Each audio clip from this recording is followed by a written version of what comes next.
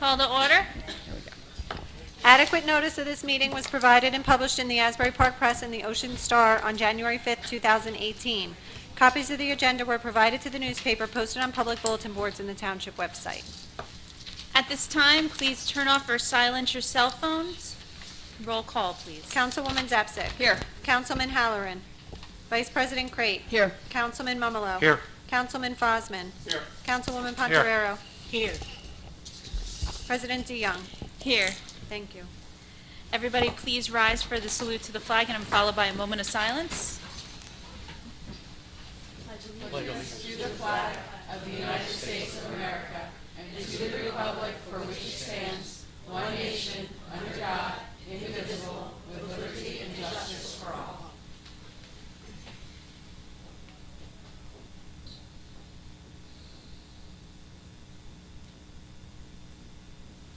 Please be seated.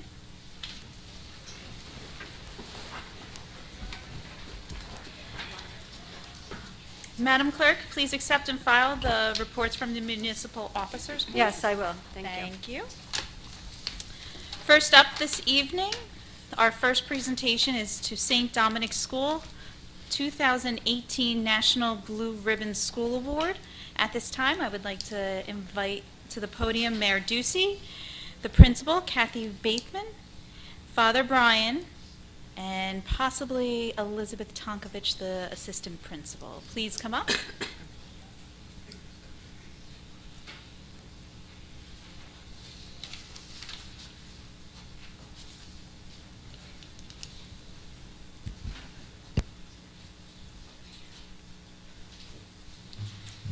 Okay, before I get to the proclamation, I just want to let everybody know. So I'm on Twitter, and there was a little bit of a question came in about education, and this woman who was tweeting back to me said, "Well, we have a blue ribbon school." This is only 3 weeks ago. We have a blue ribbon school right here in Point Pleasant, and I said, "Well, wait a minute. We have a blue ribbon school right here in Brick Township." So somebody who was saying St. Peter's is a blue ribbon school, and I said, "Well, we have one right here in Brick Township as well." So I wanted to let you know that it's out there across Twitter as well as St. Dominic's is a blue ribbon school, and it actually helped me defend our town against Point Pleasant, so to speak. Since 1982, the U.S. Department of Education has been recognizing outstanding public and private elementary, middle, and high schools based upon their overall academic excellence and exemplary high performance. Each year, public schools are nominated through the New Jersey Department of Education, and private schools are nominated by the Council of American Private Education. In 2018, the Council of American Private Education, CAPE, nominated only 50 schools throughout the country based upon applications that they received. For more than 50 years, Brick Township is fortunate to be home to one of those schools selected, St. Dominics School. The United States Department of Education selected 349 schools nationwide to be a National Blue Ribbon School, and of those, 300 were public schools and only 49 were private schools throughout the entire nation. On October 1st, 2018, St. Dominics School learned from the U.S. Department of Education Secretary Betsy DeVos during an assembly with students and staff that they were one of the private schools chosen to receive their prestigious Blue Ribbon School Award. Students and staff alike have been celebrating since with excitement, and if one drives past St. Dominics School and church, you will see dozens of blue ribbons proudly displayed, including this. Usually we give these out and they have a green ribbon on it for Brick Township, but it's blue ribbon for this special event. St. Dominics School will be invited to attend the 2018 award ceremony, has been invited and has attended the award ceremony in Washington, D.C. on November 7th and 8th, where all the National Blue Ribbon School honorees will be were presented with a special plaque and flag to signify their exemplary status. For all of these reasons, I, John G. Ducey, the Mayor of the Township of Brick in the County of Ocean in the State of New Jersey, do hereby proclaim tomorrow, Wednesday, November 21st, 2018, to be St. Dominic National Blue Ribbon School Day. And I want to say congratulations to Mrs. Bathman, Father Brown.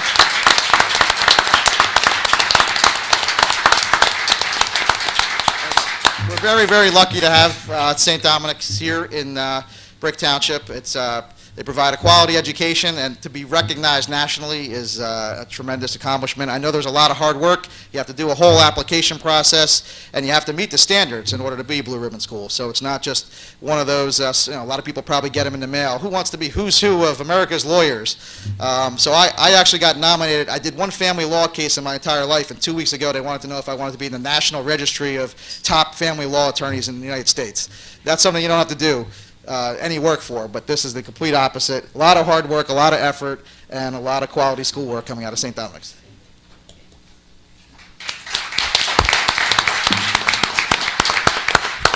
I'd like to thank Mayor Ducey and the Town Council for recognizing St. Dominics School on our achievement of becoming a 2018 National Blue Ribbon School of Excellence. It was a lot of hard work.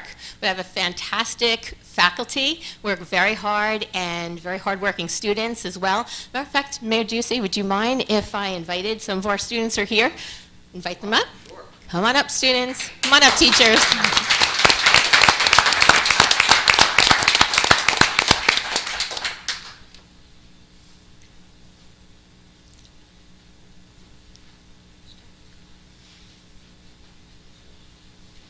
They represent St. Dominics so well, very proud of them, and I'm really proud of our whole community. We've really come together, and we've been doing a lot of celebrating. I know Mayor Ducey mentioned about our plaque and our flag. Mayor's got our plaque right now that we received from the U.S. Department of Education. And it says, in recognition of St. Dominics School, Brick, New Jersey, exemplary, high-performing National Blue Ribbon School 2018, and it's signed by Betsy DeVos, the U.S. Secretary of Education. So we were very honored to receive the plaque. We also have a flag. I think Father Brian, our pastor, do you have the flag right now? Who's got the flag? Well, here we go. Here's the flag. Here's the flag.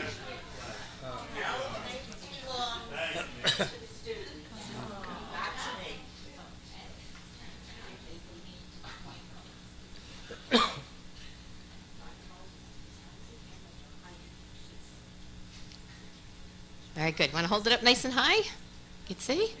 All right, that's the flag that we've received. Oh, sure. Okay. Okay. So very proud. Okay. I think we're taking a picture. Okay, go ahead. All right. So St. Dominics School, in order to become a 2018 National Blue Ribbon School of Excellence, you have to score in the top 15% of the country in math and language arts reading. So we did it, very proud, and again, I just want to congratulate all of our students. We have a big school at St. Dominics. We have 464 students and a faculty of about 50, and they come to school every day with a smile on their face. Our teachers give 200%, and I thank them for everything that they do each and every day. They give a faith-filled education to our students, and of course, we have our pastor, Father Brian, that looks over the school, and he's a great supporter of Catholic education, went through all Catholic education himself. So maybe, Father Brian, you'd like to say a few words? Used to speaking in front of people, I like to keep it short and sweet. But tonight, I'd like to just take a half hour of your time. No, very, very simple, folks, isn't it? You know, we talk about the struggles in the world, the challenges that we have. Open up a newspaper, right? You see all the struggles. How are we going to make a difference? Well, it's the faculty, the volunteers, the staff of St. Dominics that volunteer their time each and every day that do make a difference for our future. This is our future here, and the future is bright. And it's because they do it with academic prowess, the likes of which that is nationally recognized in a blue ribbon. More importantly, they teach these young boys and girls how to get to heaven and bring others with them. Faith, knowledge, and love of this world. Truly, a blue ribbon and a golden ticket to heaven is St. Dominics.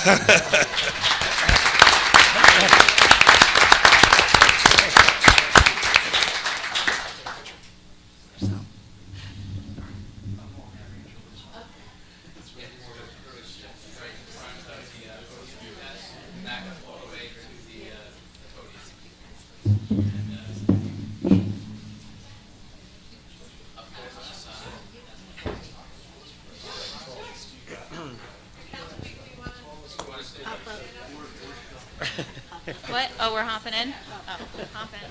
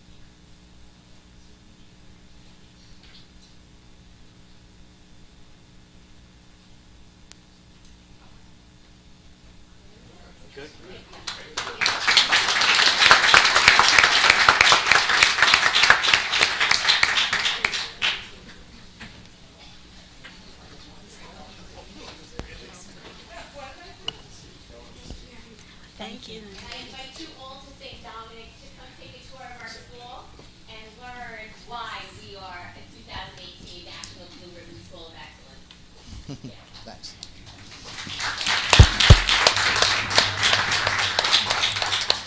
Congratulations, St. Dominics. Next up, we have our Students of the Month presentation for October. The Mayor and Council Vice President Crate.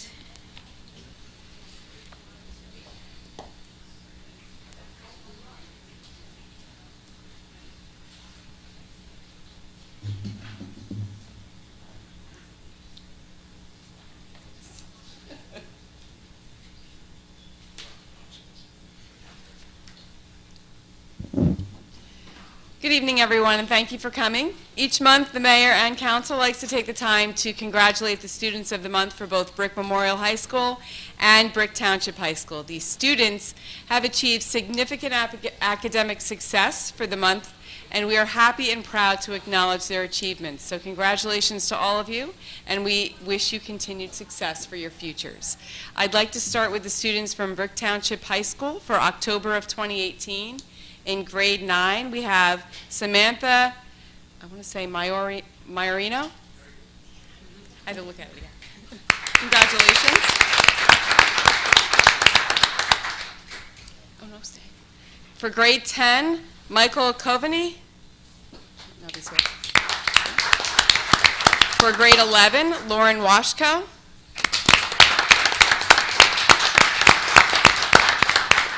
And for grade 12, Jared Lott.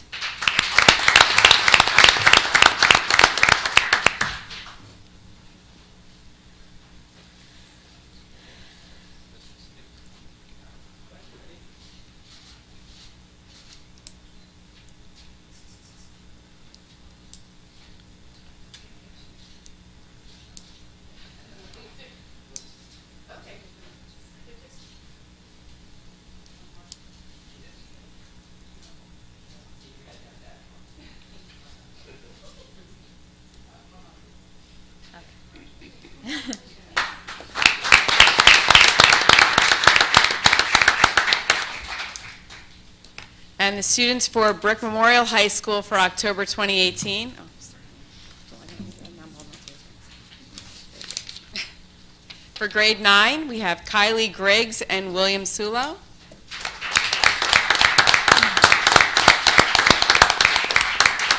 For grade 10, we have Sarah Cressman and Ryan Novellano.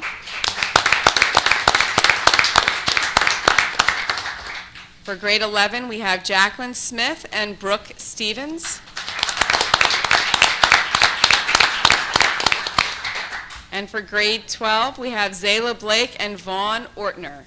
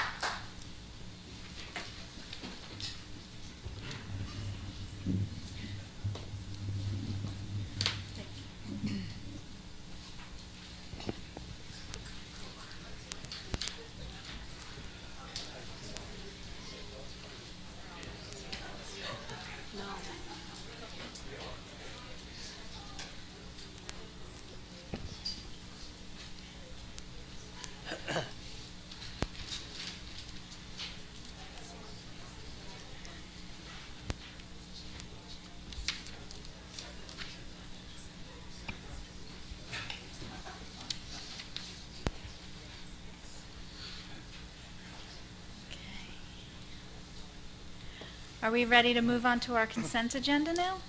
Thank you, Madam Clerk. All matters listed under item consent agenda will be enacted by one motion in the form listed below. If discussion is desired on any item, this item will be removed from the consent agenda and will be considered separately. Very good, thank you. 4.1, authorize budget appropriations transfers. This resolution authorizes budget appropriation transfers as needed in order to purchase 2 police cars. These transfers do not increase the overall municipal budget in any way.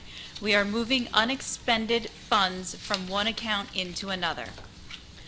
4.2, authorize insertion of Chapter 159 Drunk Driving Enforcement Fund. This resolution authorizes the insertion of a grant in the amount of $12,273.47 from the State of New Jersey Division of Motor Vehicles Drunk Driving Enforcement Fund as awarded to our police department for drunk driving enforcement initiatives. 4.3, authorize refund police road job account. This resolution authorizes a refund from the police road job account in the amount of $6,720. 4.4, authorize cancellation of grant appropriated reserves and receivables.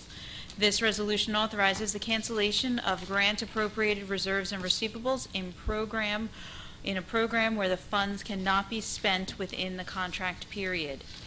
4.5, authorize award of bid, purchase, and delivery, 1 pneumatic tire forklift. This resolution authorizes the award of bid for the purchase and delivery of 1 pneumatic tire forklift to Eastern Lift Truck Company, Maple Shade, New Jersey, in the amount of $37,133.70. Notices were sent to 4 bidders on the bidders list. 3 bidders requested bid packages. 2 bids were received, one of which was rejected based on noncompliance with bid specifications. The purchase of this truck was approved in the 2017 capital budget. 4.6, authorize award of contract, purchase and delivery of 1 Ford F-550 dump truck through the Sourcewell National Cooperative.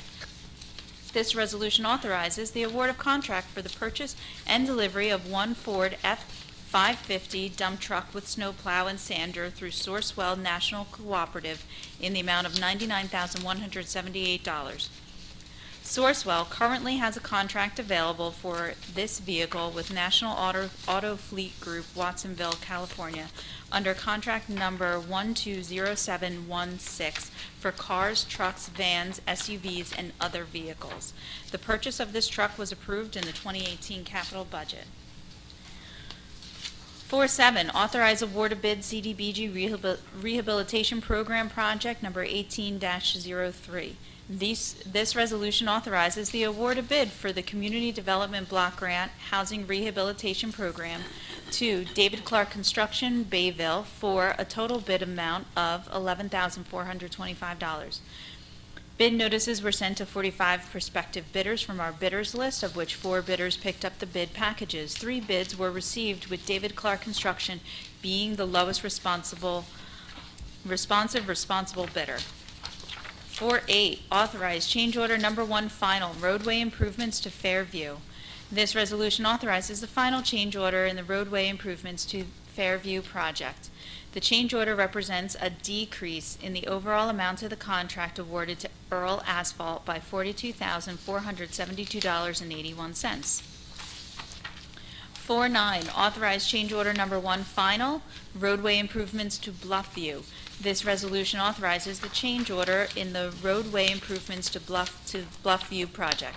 The change order represents a decrease in the overall amount of the contract awarded to MECO, Inc.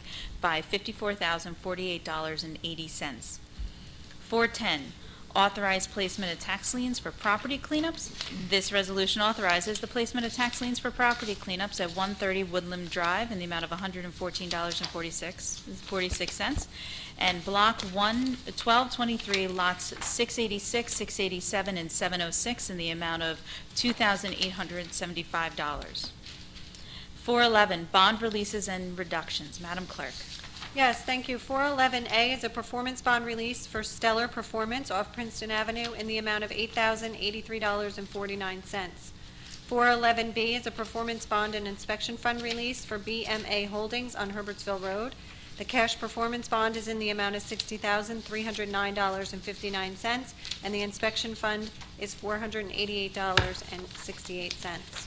411C is an inspection fund release for Lions Head South Association on Lions Head Boulevard South in the amount of $310.23.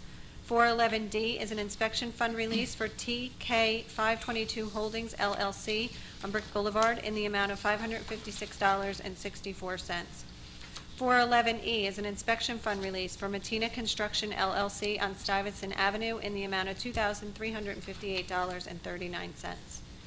Thank you. 412, tax collector, Mrs. Bergen. Thank you. 12A, tax overpayments for the years 2016 and 2017. There is one for 2016 in the amount of $1,400.33, and one for the year 2017 in the amount of $1,437.35. Okay. This ends the consent agenda. Open to council. Yeah, I have a question. 4-6, on the township paper, the third page in, must be a typo there, because it's saying the truck's almost $1 million. They added extra 9 in there. Instead of $99,000, it's $999,000. That should be corrected.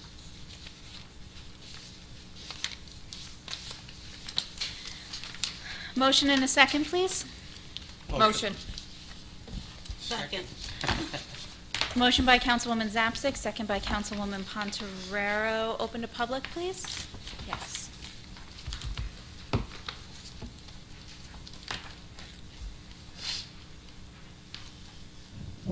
John Sluka, 950 Sylvia Court. Since Mr. Finelli and Mr. Scott aren't here, I got to ask this question. Number 8 and number 9, I can lump them together. One's a reduction of 42,000 and the other's a reduction of 54,000, if I heard correctly. What were the original numbers that it got reduced down to? Got reduced by 42,000 from what? It was a road project that went out to bid months ago. Was it 2% or 100%? Or? One was 192,000 brought down. Being decreased from $194,613.13 to $152,140.32. Oh, so they were reduced by 25% and 33%. Big difference, right? There's just one amount that it was reduced by, $42,000. Oh, that's the first one. What about the 54,000? Okay, that was the other job. It's decreased from $345,056 down to $291,000. So that was about 16%. Okay, so it's reduction 25% and 16%. Thank you. Anybody else? Yes.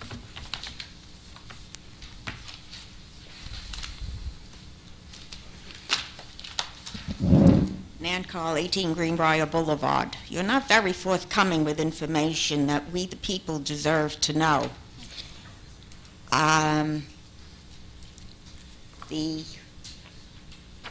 4-3, the police road job account. Would you tell me something more than those 4 words about what that is? Would you like me to? So when a contractor needs to hire our police to monitor a road job with traffic safety, or if you see the police on the side of the road with the blinking lights directing traffic, the contractor or the utility company doing the work is required to retain them to provide that service.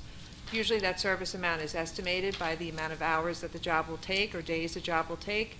In this case, it took less than what was anticipated, so we had to issue a refund. And was that for one job, for a conglomeration of jobs? I believe it was for one job. And what was the amount?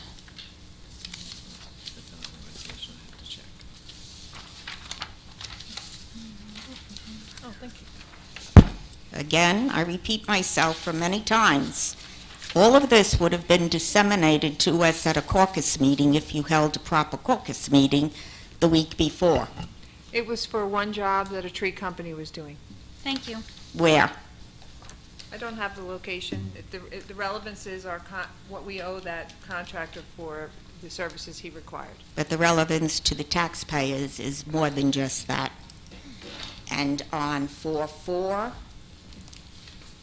a cancellation of approved reserves and funds. You mentioned something about couldn't be spent within the allotted time. Can you elaborate a little bit and tell me exactly what you're saying here? I can answer that question.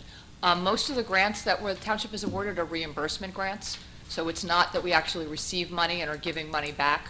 We have to, in the budget, create an appropriation, spend against that appropriation, and then file for reimbursement. So I can speak to the grants that say on the resolution MCATA, those are the BMAC grants. So when we apply for the grant, we apply programmatically, and what we expect to spend according to the grant requirements in the period of time. And sometimes we spend it all, and other times things happen, particularly if they're, for example, the Maple Leaf program. That takes place every Wednesday night at the Maple Leaf Complex, but then sometimes there's weather-related cancellations, and we can't pay the facilitator for when they didn't work, so those funds go unexpended. You mentioned something about, was it Mikado? It stood for, at one time, BMAC was known as MCATA, which was the Municipal Alliance Committee on Alcohol and Drug Abuse. It's had about 6 different names since I've been associated with the township. And this was one grant that you're Yes, Turning one off year's books? worth of one grant. 1 year, one grant, Yes, and it was for BMAC, correct. for all the programs that For they all the do. programs. And you wouldn't be able to spend it in the allotted time, if I understood correctly what was said? The other thing about that grant is that it's on a state fiscal year, so our year starts July 1. But Oh, typically, we don't get our county, it's administered through the county, and typically, we don't get our contract from the county until August or September. So until it's inserted in the budget, we can't begin any programs because we can't spend any money. And sometimes that'll account for having those unexpended so the state's appropriations. fiscal year starts July 1st, July 1st. and Bricktown's fiscal year is We're not fiscal, we're a calendar year, so we start January 1.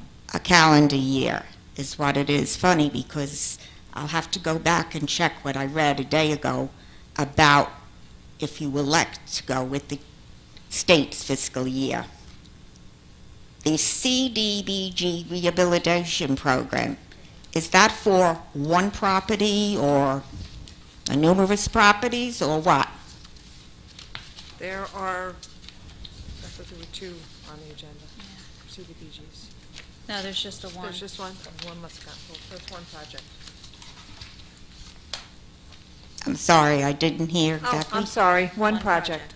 One project, and where was that project? Or is it? If it's one project, it has a location, doesn't it, or a name? It does have a location, and what we did, what the council action that is required is that it is certified by the folks in our land use department who administer the program, that the person who has applied for the program funds meet the criteria by HUD, so we therefore contract with a contractor to do the work, but we don't discuss the property or the person applying for the funds. We talk about our relationship with the contractor and going through the due diligence to be sure we're getting the proper bid and that the person is, and the property is certified as eligible for these funds.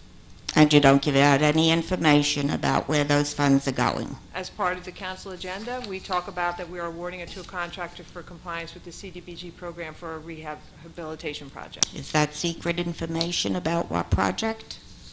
No, there's no secret information. And Fairview and Bluffview, are they one road or something, or is it in a community or development? That's number 4.8 and 4.9 that Mr. Sluka spoke about. Bluffview is one road, They're single roads. Fairview is 2 roads. So it's a road and not a development, not Correct. a community name. Thank Correct. you. You're welcome. Anybody else? Seeing none, roll call, please. Councilwoman Zapsik. Yes. Vice President Crate. Yes. Councilman Mumalo. Yes. Councilman Fosman. Yes. Councilwoman Pontarero. Yes. President DeYoung. Yes. Thank you. Moving on to Bill Resolution Computer 2018. Be it resolved by the Township Council of the Township of Brick that the following bills be paid, and that the mayor and clerk be and are hereby authorized to draw orders on the treasurer for the amounts of the same. Computer bill resolution in the amount of $1,715,866.39. Open to council. Yes, I have a couple questions here. On page 5, this Michael Capco. This is a question for the attorney. Kevin, What's your question? I will ask the attorney. You can ask it. I will. Wait until he pays attention. He's looking at it. He works with Andrea. Shouldn't Andrea abstain on this? I believe she's been voting on this the whole time. And she works with him. Somebody got him the job here at Town Hall, over here at the Municipal Alliance grant, paying him. Andrew's not an employee here. But she works with him there. At the What do hospital. you mean works with? I mean, you all work with all employees in the township. No, she does work with him at his workplace. Oh, I did notice. This gentleman, this bill is from an outside contractor, so it's not anyone employed here at the township. I know, There's but no. where Andrea works, it's the same place. If you ask me if there's a conflict, no, she does not have a conflict of voting. There's no conflict on that? There is not a conflict on it. No. I find that odd that he's. Next question. All right, page 25. Again, we're, like Mr. Scott said, standard alternative, everybody doesn't like it, and it's funny, because when George Scott left last time, and he spoke, and he said this is a bad deal, and the mayor said, yeah, it is a bad deal, but I only remember one council person voting no on this standard all the time. I was never in favor of it, never were. I don't know. Is there a question? Yeah, the question is, I'm bringing up the fact that I did not vote for this, and I was the only councilman that didn't vote for That's not a solar question. field. Next question, please. I'm not done yet. I said next question, please. I didn't have another one. I'm not done with this one. Okay, well, ask a question, please. I will. Relax. And I noticed on the videotape that was cut out. That part of the video was cut out. I played it 5 times, and the voices were cut out of the video. I find that very odd. That's all I have there. Motion and a second, please. Second. Motion by Councilwoman Pontoriero, second by Vice President Crate. Open to public, please. Seeing none, close public. Roll call, please. Councilwoman Zapsik. Yes. Vice President Crate. Yes. Councilman Momolo. Yes. Councilman Fosman. Yes. Councilwoman Pontoriero. Yes. President DeYoung. Abstain CME, and yes to the rest, please. Thank you. Next is our Bill Resolution Manual 2018. Be it resolved by the Township Council of the Township of Brick that the following bills be paid, and that the mayor and clerk be and are hereby authorized to draw orders on the treasurer for the amounts of the same. Manual bill resolution in the amount of $1,713,048.26. Very good. Open to council. Seeing none, close council. Open to public. Or motion and a second, I'm sorry. Motion. Motion by Councilwoman Zapsik, second by Councilwoman Pontoriero. Open to public. Seeing none, close public. Roll call, please. Councilwoman Zapsik. Yes. Vice President Crate. Yes. Councilman Momolo. Yes. Councilman Fosman. Yes. Councilwoman Pontoriero. Yes. President DeYoung. Abstain CME, and yes to the rest, please. Thank you. Next, we are... Excuse me, Council President, I have some township business I would like to discuss before the public comments, because this is also an agenda and a caucus meeting. What do you have to say? Thank you. We will not be hearing any new business, but you could actually Save this for your comments. Thank you. Moving on to Hey, public no, I have the comments, right please. for these people to hear Next, what I have please. to say. Yes, in your public comments. No, Thank it's you. not. This is not public comments. This is discussion with township business. In your public comments. No. If you'd like to bring I want the something, public to be able to hear it now, before, this way they can comment on it if they wish. You're depriving the public to comment. if you would like to bring something up, you can let me know ahead of time, and then we can put it on the agenda. Right now, we are moving on I'm to sorry, you're public wrong. comments. You're wrong. Thank You you. can't deny me. First up, You cannot deny me this. I Counselor, can. can she deny me talking township business? Thank you for asking. The council agenda is established by the council body, usually through the council president, and the reason for that is so it can proceed in an orderly fashion. I believe the council president is correct. If you have something you want to add to the agenda that is not currently on the agenda, she should be advised of that at the start of the meeting or before the meeting, so it can be included on the agenda. The agenda can be revised. And it is not to impede the public's participation.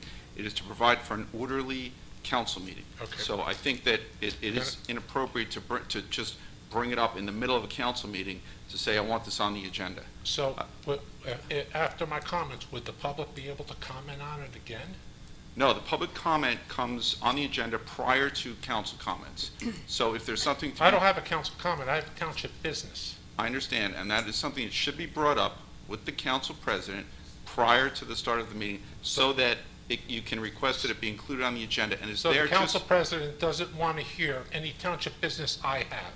The council That's what you're president... saying. No, I'm not saying We that. have plenty of time, it's only 7:45, 8 o'clock. Councilman Fosman, there's a reason we have an agenda. It's so the meeting can proceed in an orderly fashion without everyone up there making their own rules on how they do things. I'm not making up a rule, I'm asking for permission to do this, and I'm getting denied to do township business before the public comment. That is not correct, sir. You have the right to speak, and it is set forth in the agenda. You can say what you have to say during council comments. If you're going to change the agenda, that's something that should be brought up prior to the meeting, because that's what you're doing. You're looking to change the order on the agenda.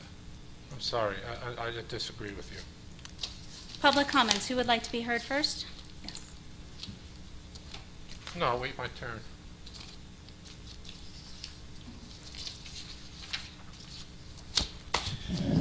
John Sluka, 950 Sylvia Court.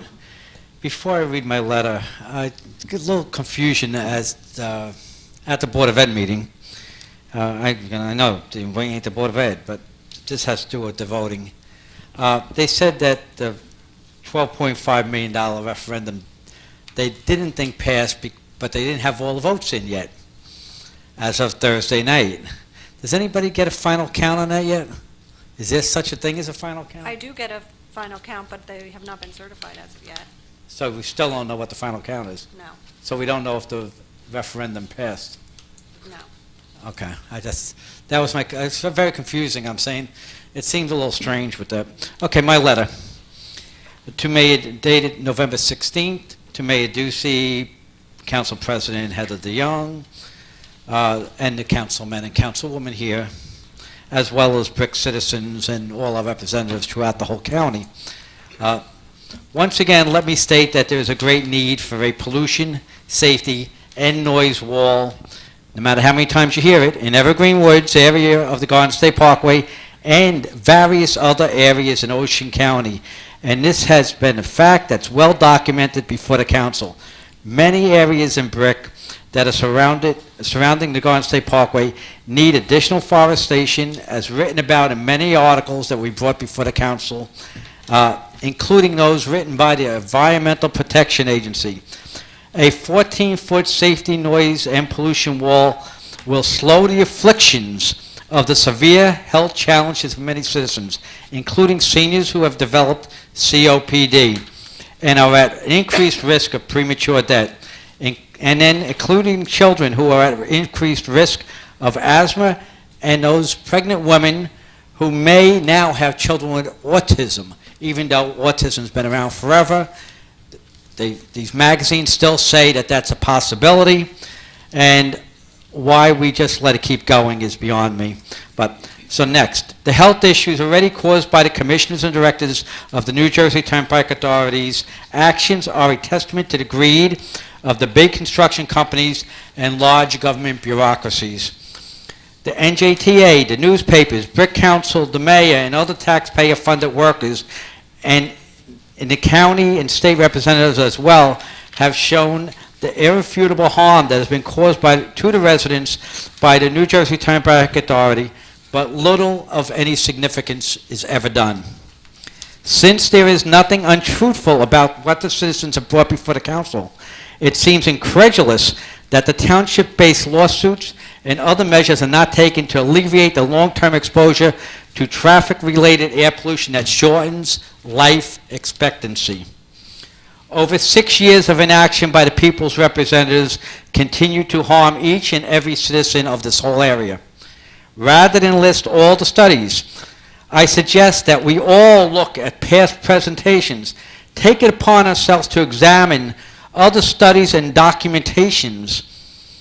The fat cats who work in local and area governments should look up studies for themselves and draw their own conclusions about the detrimental impact of the toxins generated on the Garden State Parkway.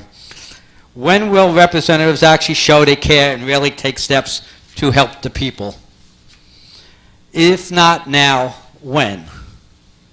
Instead of sitting back and listening to lobbyists and benefactors of the destruction of the environment surrounding the Garden State Parkway, the representatives of the people should not be so concerned with raking in the benefits of governmental jobs. Those representatives should take action and do it now. Shouldn't the citizens expect more from those who are spending their hard-earned taxpayer dollars? Shouldn't the representatives do more? Thanks for your time. I yield back 40 seconds. Yes.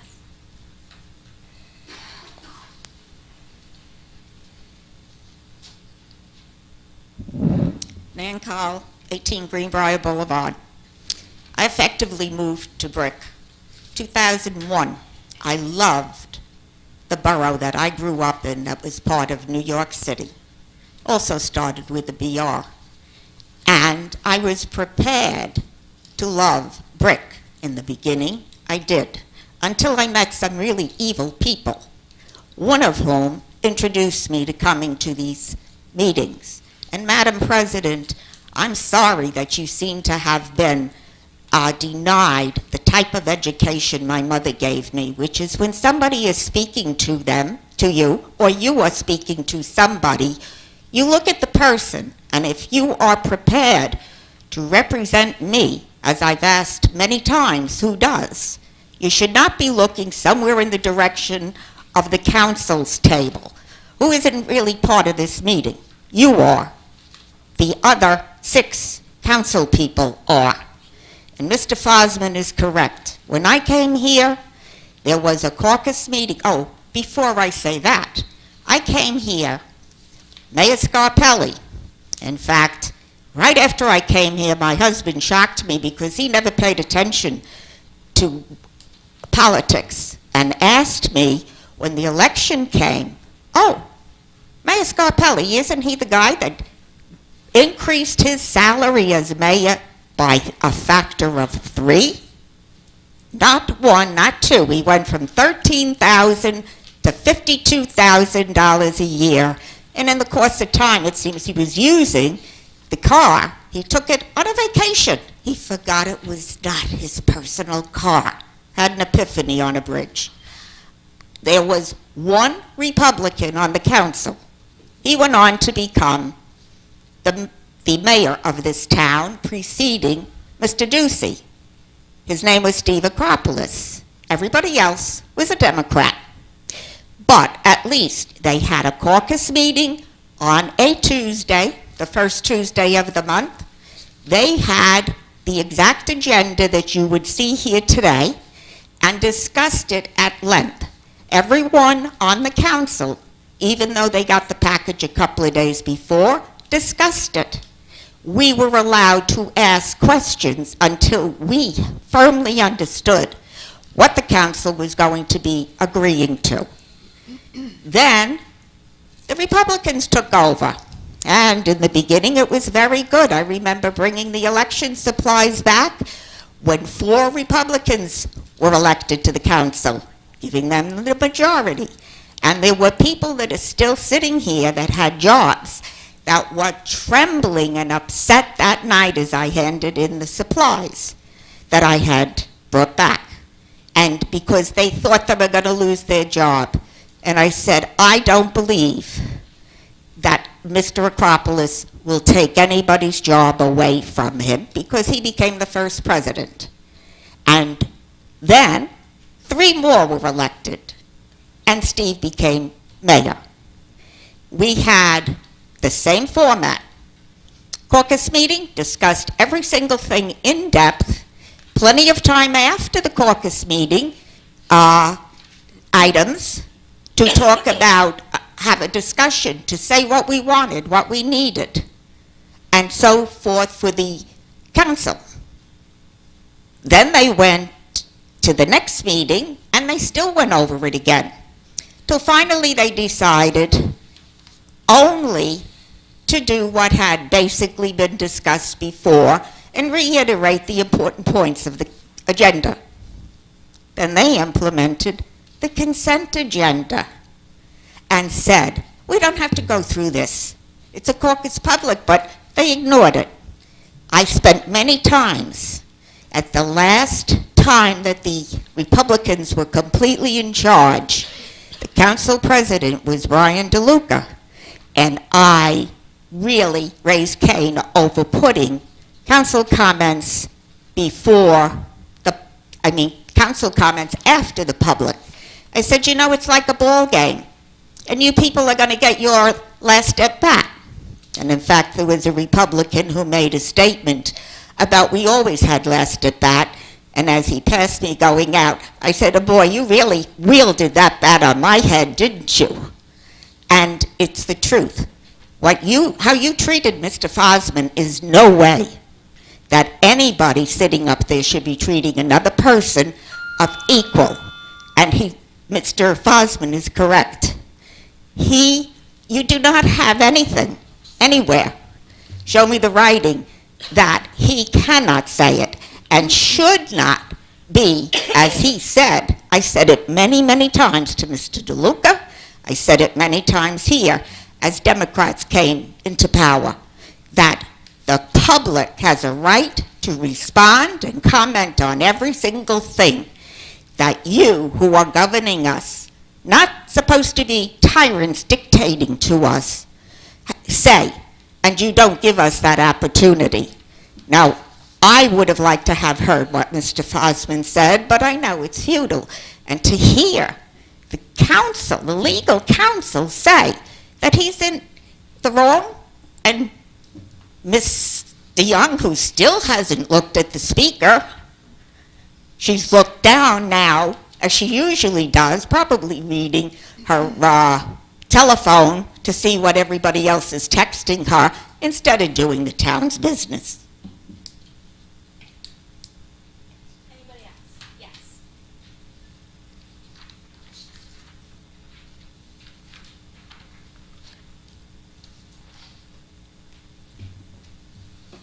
Stephen Brill, Evergreen Woods. At the last town council meeting, I detailed how much Brick Township owes Evergreen Woods for the misappropriation of tree grant money.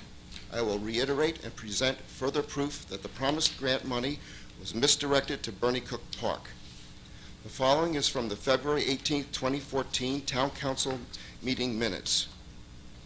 Authorize acceptance of no net loss reforestation grant. President Leidecker stated that she believes that they have already received authorization to receive this grant in the amount of $511,000 to provide funding for trees lost during deforestation of state lands. She stated the time frame for this project is January 15, 2014 through July 15, 2018. She announced the trees will be going to Windward Beach, Bayside Park, Drum Point Sports Complex, Lake Riviera Park, Angela Hibbert Park, Colorado Park, and the Parkway area around Evergreen Woods. Present at this meeting, councilpersons Bob Moore, Heather D. Jung, Andrea Zapsik, Paul Mumolo, Mariana Poncherero, Jim Fosman, and Council President Susan Leidecker. Also present, Mayor John G. Ducey, Township Attorney Scott Neely, Township Clerk Lynette A. Iannarone, and Scott Pizarro's Business Administrator. The only project that has met the timeline is the Bernie Cook Park project in the Evergreen Woods area. This selling out of Evergreen Woods has been perpetuated since the mayor was on the town council and told me that the town could get an easement to plant trees. The New Jersey Turnpike Authority did just that when it used Interchange 91 money to plant trees along the shoulder widening project border with Evergreen Woods. I do not want more trees.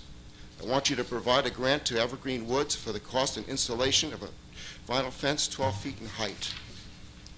Once again, I demand that you reimburse Evergreen Woods Park Association for the waylaid tree grant money.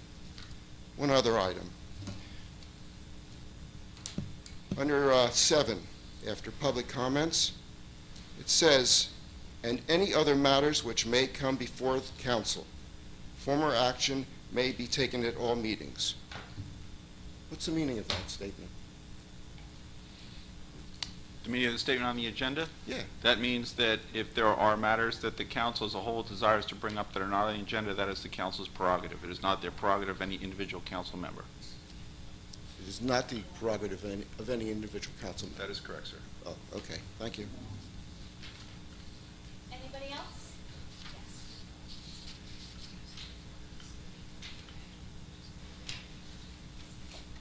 Good evening, Michelle Spector from Evergreen Woods. I've been coming here for about 6 years now, ever since they cut all the trees down, and we've had to listen to 24/7 highway traffic that keeps us all up at night. And it's interesting to note that even though children have gotten hurt from this, that nothing is being done to do anything. I mean, nothing's being done. We have children now that have asthma. One of them that's going to Philadelphia Children's Hospital, he had a reactive lymph node that looked like a gerbil in his throat. I've done a picture with me. And there are other adults that are having upper respiratory problems. Plus, we can't sleep at night. That's the other thing. But it's interesting to note that Evergreen's children don't seem to matter as much as everybody else's. So I really don't understand that. I don't know why everybody's not up in arms to continue to try to find solutions the way we've been fighting to do. And we could do something like East Brunswick. They were denied. They spent 10 grand of the town's own money to put 5 different sound meters in the development that was affected. P.S. After much time and deliberation, they actually got an extension of a sound wall. So they did get something, and that's because their council people went to bat for them. Thank you. Anybody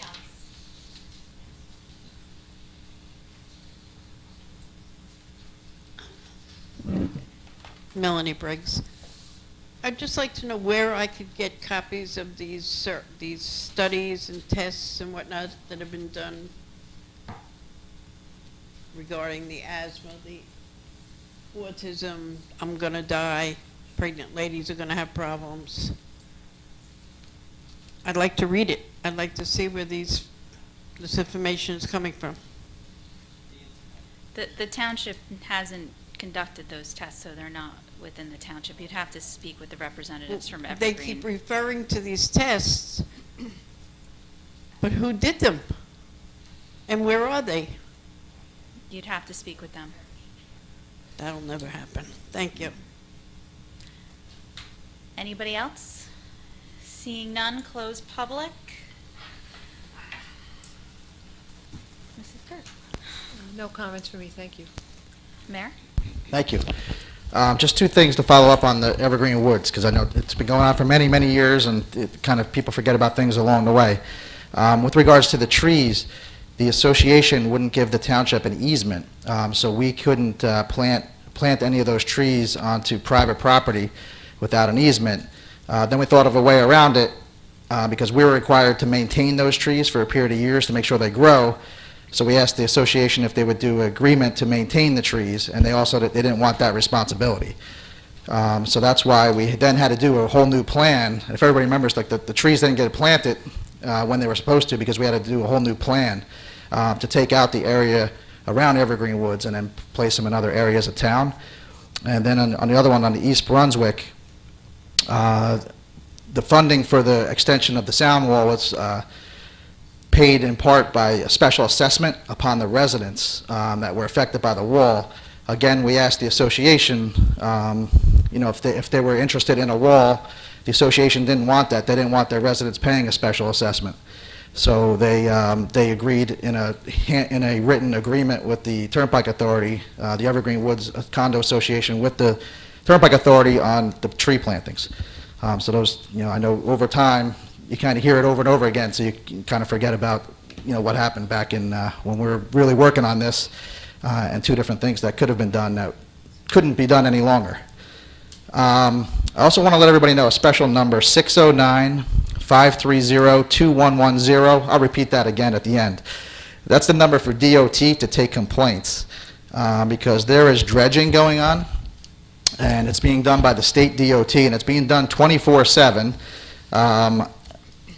And they basically told that we called up to say, hey, we're getting a lot of complaints. It's very noisy, this dredging project.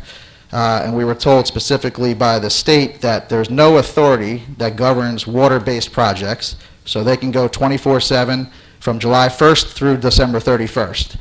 But then they did give us a phone number. They said, we do have a complaint line to handle these complaints. We had the state police even. They got so many complaints that they reached out to us saying, what's going on with the town project? We told them it was a state project, state police, state DOT, give it a try. They were told the same thing, that if they get complaints, to call 609-530-2110. So anybody out there who's being kept up at night or during the day, whatever the case may be, however loud it is, please call that number, and maybe that'll change their mind and they'll not work 24/7. And then last week there was some discussion about dredge work. So there was a permit that did expire. The engineer did reach out to DEP and let them know. It had expired back in 2013. Alyssa Cummins had reached out. There was a representative that came out here to Brick to make sure that everything was done correctly. There was no stop order. I know there was an embellishment of a story that there was a stop order and everything else. Basically, the DEP representative said just apply for the permit. So the town's already in that process. And this is exactly similar to what we do when we find somebody did some work without a permit. So if you installed a water heater without a permit and we were there checking out a furnace and we see it, we don't fine people right away and shut down the hot water to the house or anything like that. We just tell them to apply for a permit. And if they, this way everything's safe, it can be checked, it can be done in compliance with the codes. There's no fines that are issued. We go out, we inspect it, and everything's okay. So it's consistent with what happened here with the dredge material. A representative came out, said, yeah, you're doing everything properly, but you have to apply for this permit, and that's exactly what was done. I want to thank everybody who came out to the Veterans Day ceremony. Again, every single year it's the same time. It's November 11th at 11 o'clock a.m. It's done very professionally by the VFW and the American Legion, and it's a great ceremony. This year, we had perfect weather for it, a little bit windy, but fine otherwise. We are closed this Thursday and Friday for Thanksgiving. Everybody out there have a happy Thanksgiving. So the town hall is closed Thursday and Friday, which means that, obviously garbage collection will be not on Thursday, not on Friday. It will be on Saturday. December 3rd is our menorah. It's a Monday, menorah lighting. It's at 4:15 p.m. And then December 5th, 2 days later, on Wednesday, it's our tree lighting at 5:30. So the menorah lighting starts off here in the courtroom, or chambers, councils, or council chambers, council room. And it's a great ceremony because Rabbi Rubin's here, so you don't feel like you have to be Jewish to come to the menorah lighting. You think you would be, because you actually get to learn something about Jewish history, Jewish faith, and it's an overall. It's entertaining and it's educational at the same time, and then we all go outside and we do light the menorah. And then the tree lighting, not so much educational, but definitely entertaining. There's the choirs that are out there singing Christmas carols, there's hot chocolate, there's Girl Scouts who are handing out the cookies and hot chocolate, and Santa Claus usually shows up. I think he's on schedule to be here. He's open on December 5th, and he should be here right after the tree gets lit, and he meets for talking to all the little boys and girls, asking them, what they would like for Christmas this year, and getting their pictures taken for their Christmas cards or for whatever reason. So both of those things, great township events, fun family events. That's what Brick Township is all about, having fun family events. Thanks. Thank you. Mr. Starkey? If I could, I know the council usually does this, but I wanted to congratulate St. Dominics School on the Blue Ribbon School Award, and because I graduated from St. Dominics a long, long time ago. Long time ago. Long time ago, and it was a great school then. My brother graduated from there, two of my sisters. I didn't remember them saying at the time that it was a golden ticket to heaven, but I'll tell you, I'm pretty happy hearing that tonight. That I think that rule was still in effect back then, so that was a good thing. But great school, and I'm really glad to see that when there are a lot of Catholic schools around that are not doing so well, St. Dominics is really thriving. I think that's a credit to the principal, the staff that's there, and I think it's a great school. So that's all. Thank you. Thank you. Nothing, thank you. Happy Thanksgiving. There you go. Councilwoman Zapsik? Thank you, Council President. I have to agree with our council. I think it was a great night overall for education in Brick Township. The students of the month from our public high schools. Congratulations to St. Dominics School, the students, the faculty, the staff, the entire St. Dominics community. But when I listened to the introductions of our officers who were promoted tonight, so many of them graduated from our Brick Township schools. And I think it was a happy accident that all three of those things came together today, but it really does speak volumes about the quality of education that is to be had here in Brick Township, both at the public and the private level. I would like to extend my congratulations to our newly promoted police officers in a season that's typically marked by gratitude. I personally am very grateful for their service and dedication to our community and to keeping us all safe. And with that, I would like to share an Iroquois prayer of thanksgiving. We return thanks to our Mother, the Earth, which sustains us. We return thanks to the rivers and streams which supply us with water. We return thanks for the herbs which furnish medicines for our cure of diseases. We return thanks to the moon and stars which have given us their light when the sun was gone. We return thanks to the sun that has looked upon the earth with a beneficent eye. Lastly, we return thanks to the Great Spirit, in whom is embodied all goodness and who directs all things for the good of her children. And then finally, a quote from John F. Kennedy: as we express our gratitude, we must never forget that the highest appreciation is not to utter the words, but to live by them. Happy Thanksgiving, everyone. Thank you. Council President, as I was reflecting, the garbage, there's no garbage collection or recycling on Thursday. Thursday happens Friday, Friday happens Saturday. So Thursday happens Friday, Friday happens Saturday. You follow her That's beautiful what you got prayer. Grateful for the No, public works not reflecting on department. that. Thank you. Well timed. I don't know if I can follow that up. Council Vice President. That's what you got from that?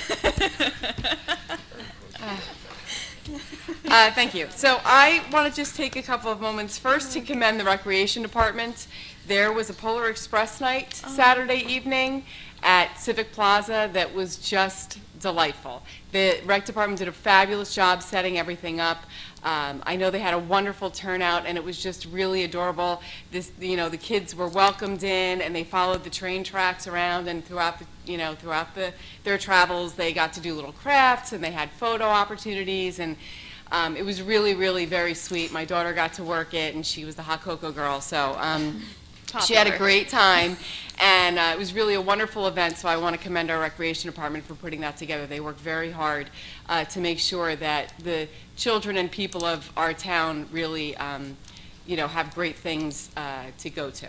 I also want to remind everyone that Thanksgiving obviously is 2 days away, and again, I know I mentioned this at the last meeting, that Epiphany is hosting their Thanksgiving as far as delivering the 1,200 meals to people of Brick and some outlying towns. They're still in need of a few things, so if you'd like to bring over mashed potatoes or sweet potatoes or stuffing or a turkey cooked, they're receiving donations of those items between 8 and 10.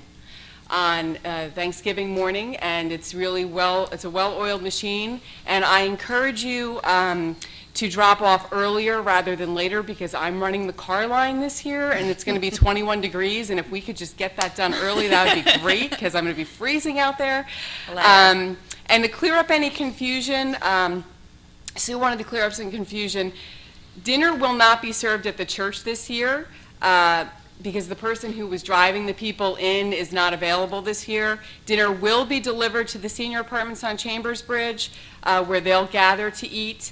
And a Knights of Columbus beat us to the punch for delivering a full dinner to Clubhouse at Greenbrier, but rest assured Greenbrier will have an entire dinner there as well. And meals, individual meals, are still being delivered to Greenbrier. So if you live in any of these areas in Brick and you do not have a Thanksgiving meal and you're not able to get out, I encourage you to call the church, or if you have access to a computer, you can go on epiphanythanksgiving.com and either donate there or let someone know that you're in need of a meal. So I highly encourage you to do that.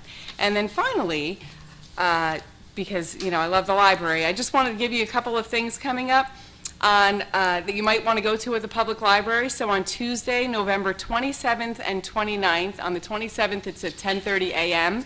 and on the 29th it's at 6:30 p.m. They're going to have a holiday green screen drop-in.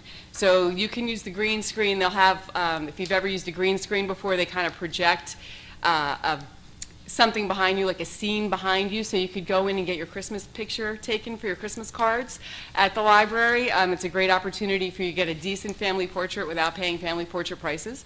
So I encourage you to do that. And on November 28th at 10 a.m., for some people, if you are into streaming services for watching movies, they're going to have a Get to Know Canopy. It's a free streaming film service. You need an active library card and email address to sign up, but it's a free streaming service, so if you like to watch a lot of movies, like my parents, this is a great, great thing for you to check up. And then the last thing is on December 3rd, this is for kids. They're having at 10:30 a.m. a Letters to Santa workshop, so if you have young children at home, or if you're babysitting, or if you have your grandchildren that you'd like to bring in, they can write letters to Santa. I believe they actually mail them off. So that's to do any of these things, you just have to register online or call 732-477-4513 or check out the website to see other things they have available. And happy Thanksgiving to everyone. Thank you. Councilman Mumolo? Thank you. Congratulations to St. Dominics on their Blue Ribbon Award. Great job. Congratulations to the students of the month. Keep up the good work, and happy Thanksgiving to everyone. That's it for me. Thank you. Councilman Fosman? Thank you. I totally disagree with what the mayor said about the dredging at Traders Cove.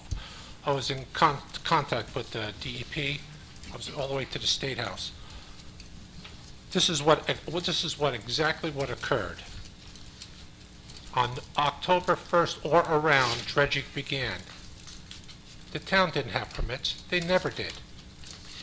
The only time they went to get permits is when that guy from the DEP came out here and told them to stop. That's when they went out and filed for permits. It says, the dredging occurred on October 1st, 2018 at Traders Cove Marina. The materials were removed from a few boat slips and then transported to a fenced-off area behind Town Hall, as well as to area and Public Works site. I found this out after driving through Town Hall parking lot and noticed a large amount of very dark soil dumped into a fenced-off area. On October 9th, I requested of the BA via mail to please send me copies of the CAFR permits and test results of the sludge. On October 10th, after hearing back from the BA, I began request via email to her any DEP permissions she received, but not limited to CAFR permits regarding the sludge materials retrieved from one or more slips located at Traders Cove. I also requested her to please furnish the results of any tests performed on the dredge spoils, together with any permissions granted to the DEP for the dredging, transporting, or storing of same on the township of Brick municipal property. She then replied that she is sure the engineer will provide the information I requested at her earliest convenience, or I would prefer I could file an OPA request via the township clerk. On October 16th, once again, I requested an update on all of my previous requests. I then received an email from the BA explaining that the township engineer discussed the problem with and her plans to address the problem by removing sediment with the people at the New Jersey DEP. The New Jersey DEP indicated an extension needed to be filed, and that soil samples is only required for 500 cubic yards or less. Attached to that email were copies of 3 permits, 2 of which were expired, and 1 set of to expire December 31st, 2018. The permit expiring on December 31st, 2018 clearly stated that the proper protocol to be followed if any dredging were to occur following Storm Sandy. On October 16, 2018, I called the DEP and explained the situation. He then visited Traders Cove Marina, Town Hall, and Public Works. On October 18th and October 22nd, 2018, I made follow-up calls to the case manager, but he was out of the office. On October 23rd, after talking with the DEP case manager, he said he told the town to stop dredging and dumping and to file for permits on October 16th. He said he talked to the dockmaster, the public works director, and found the dump sites at both Town Hall and Public Works. I also called the BT MUA director with concerns of the sludge having been dumped in the area close to the Mequinenc River. On October 29, 2018, I followed up on a phone call to the BT MUA director with an email expressing my concerns that the sludge may be contaminated, and if so, it may be leaching into our water supply. That same day, the BT MUA director responded via email with his findings. He said the sludge was far enough away from the river and that it was placed there due to being more mucky than expected. He also indicated that 70 loads of dredge material were removed from the location. An average tandem truck has a 10 to 12 cubic yard capacity. Therefore, by my calculations, a total haul would be 700 cubic yards or more, which means the sludge material should have been tested. November 2nd, 2018, I stopped in Town Hall to pick up my agenda, and I noticed a bulldozer covering the sludge from Traders Cove that was dumped in the back of the Town Hall. I do not know where the dirt came from, and there was truckloads coming in. On November 13th, 2018, I spoke to the DEP case manager supervisor, and she said an investigation is ongoing and that as of that date, no permits have been filed or issued. So here we are, at the Township Administration performing work without following the proper permitting procedures. If a resident were caught doing the same, they'd be fined, just like the 221 residents were just this year alone. This is about doing the right thing, and apparently this administration acts like they are above reproach. If any hardships are caused to the residents of Brick due to the negligence of this administration, I feel those involved should be removed from their positions immediately and should be responsible for any cost incurred by the township. I have a couple of questions about the township. I guess the mayor, the council can answer this. The sale of the property over at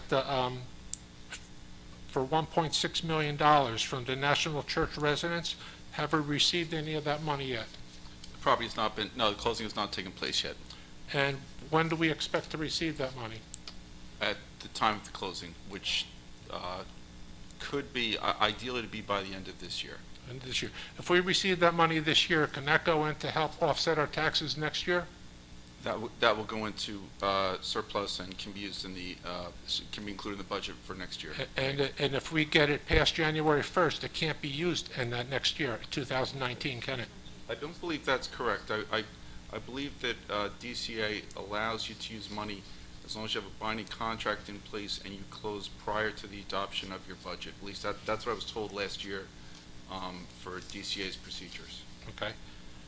The old Food Town site, when are we receiving any payment from there? I know that's coming up at the end of next month. Have we received any money? No, that has not closed yet. Okay, I believe the town applied for the CAFR permits, so we put our money up. Our attorney fees, are they reimbursing us for that? For the CAF permit, I don't believe they're reimbursing for that. You know. It is the applicant that is proceeding with the CAFR permit. I was told the township was doing it because we can get it quicker than they can do it. We are submitting the application, but the work involved with doing the application is being done by the applicant. So any expense, are they reimbursing us for any expenses that we do? And what expense would that be? Filling out any applications and handing them in? They are filling out the application. They're We are doing signing everything. them We and have no submitting it. involvement at all, except for We have we're handing it involvement. in on the township. Please let her finish. Our involvement is an active participant in the permit process in terms of the plans and the details of the permit application. We will then sign and submit the application. So it'll be under us that the application is being submitted. It is our Not- property, so we are submitting the application. So they can get it, so they can start quicker. Is that what it is? Well, The regulatory agencies like to see... Why aren't they submitting it? If I'm they're trying buying to a answer property, they that. should- I'd like they- to answer it. I'm trying to answer your Okay. question. The regulatory agency likes to see the municipality as the entity. They like to deal directly with the municipality when we own the property. That is why we are submitting the application. It is still our property. It has not been subdivided. It has not been sold. Who submits the application? We are submitting the We are. application as the Who's- Township of Who's Brick. writing the application now? The engineer that is working So- for the developer, that is working in concert with our engineering department. So it'll be in our name. I think I've answered the question. Asked The and township is answered. submitting the application. Okay, and when will we receive the money? Next year? After the project, after the property is sold and subdivided. Okay. And any update on that Skim Carpelli Bogan update on the money that she owes the town? Have we received any of that money yet? Yes, we received $5,000 at the time of sentencing, and there is an order in place that she is to be paying the township through her a second job that she has, and that's an order that the ISP, Intensive Supervised Probation, has imposed on her for her payment obligations. Okay. You said $5,000. In our emails, you said that the state got the money, and they're supposed to send it to us. Have we received it? Yes, we have. We have? Okay. And when will we find out what, from the state, what her payment schedule is?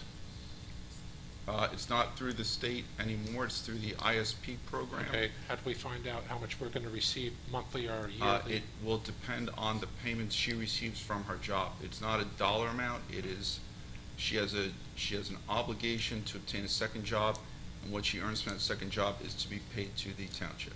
I'm just curious now, if, now it's a lot of money she owes, $1 million, well, just under it. Is there any way the township can get payment quicker? I mean, The quickest and most efficient way to get payment is through the Office of the Attorney General and through the Intensive Supervised Probation, because pursuing a collection action frankly can get expensive, and then at some point you're throwing good money after bad when there's another governmental entity out there that is doing the same job. do we have any say in how much we can collect from her? We can attend ISP hearings, which are about every 3 months, and you can make a suggestion. It is not up to us to determine the amount. That's up to the ISP program. Could you give me information on them so I can speak Sure. to them? Thank you.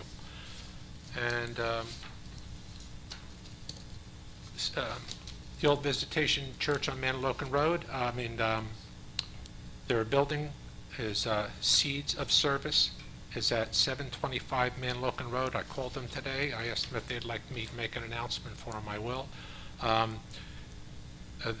They are always in need of food donations, especially at this time of year. They are collaborating with the Visitation Parish and St. Vincent de Paul for Christmas gifts for their families. Starting on Sunday, November 25th, they will have their greeting tree set up in the church and at the Seeds of Service to help with Christmas gifts for the families in need. The phone number there is 732-746-3456, or you can go down and bring stuff down and donate whatever you can. I also did attend a neighborhood watch meeting over at in Town Hall here for Cedarwood Park, and also Evergreen Woods did have a neighborhood watch meeting, and that was well attended there. And happy Thanksgiving to everybody. Thank you. Councilwoman Pontorero? Thank you, Madam President. Congratulations to our Students of the Month, and congratulations to St. Dominics for their award. I think Father Brian made a mistake, though, when he said that the children that attend the school get a free ticket to heaven. I think he meant to say, and the parents of the children who pay the tuition bill definitely get the golden ticket to heaven. So I think he wouldn't mind if I just added that. Neighborhood Watch meeting, as Mr. Bosman indicated, took place at 7:30 p.m. For Evergreen Woods at the clubhouse on the 19th of November. So if there's anyone that still wants to be a part of Neighborhood Watch in the Evergreen area, even though you missed the first meeting, doesn't mean that you can't be a part of it. Contact Town Hall and tell them that you're interested. The meeting is taking place 7 p.m. at Eagle Point, Venata Woods, at the Pioneer Hose. And that's for Eagle Point, Venata Woods, Pioneer Hose, 7 p.m. on the 26th of November. We also have a Neighborhood Watch. This is a leaders meeting. This is going to be with anyone who wants to be considered a leader of a Neighborhood Watch or wants to be considered as a leader for a Neighborhood Watch that hasn't been implemented yet. This is going to take place on December the 10th at 7 o'clock p.m., and that's right here at Town Hall. So 7 p.m., anyone who wants to be considered as a leader, in other words, the person who's in direct communication with our police department to advise as to any concerns for your specific area. If you're comfortable with taking on that appointment, or you feel the urge to really be the eyes and ears for your neighborhood, or you're just particularly nosy, this is a great job for you to have. You would be responsible to communicate back and forth with our police department, and I'll tell you, you find out a lot of interesting information. It's a good thing to do. Apart from that, have a happy Thanksgiving. Thank you. I just want to include my congratulations to all of the officers who were promoted this evening and wish them a very safe and protected service. And I definitely could not have said it any better than Councilwoman Zapsik or Pontorero about St. Dominics and our Students of the Month. We do have great students, and they do a fantastic job. And, you know, these awards that we're all received tonight are proof of that. As always, I have a Buy in Brick update. We have Amara Dental in Brick Plaza has joined, offering a 7.5 rebate with a yearly max of $300. So if you have any dental work that you need done, I suggest you go there and you can get money off on your taxes. Also, we're getting to the holiday season, so please take a look at the Buy in Brick websites. That's on the township website for all of your shopping needs. Just look there so you can support our local businesses and also save on our taxes. And just have a very happy and healthy Thanksgiving. And can I have a motion? Oh, wait. Next meeting is Tuesday, December 4th at 7 p.m. Can I have a motion to adjourn? Motion. All in favor? Aye.